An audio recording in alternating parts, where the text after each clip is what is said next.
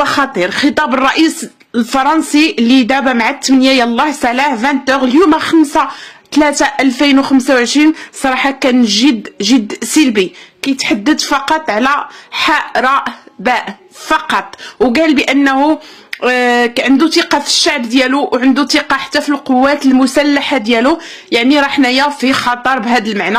القضيه حامضه في لوروب كامله ماشي غير فرنسا من حيث حنا عايشين فيها، ولكن راه في الدول الاوروبيه كامله.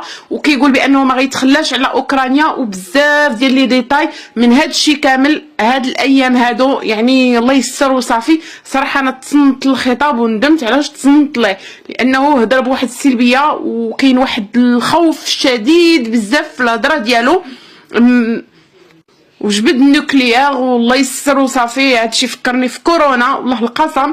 العهد ديال كورونا يلاه 2020 ودابا حنا 2025. المهم قصه جديده غتبدا. الله يحضر السلامه وصافي.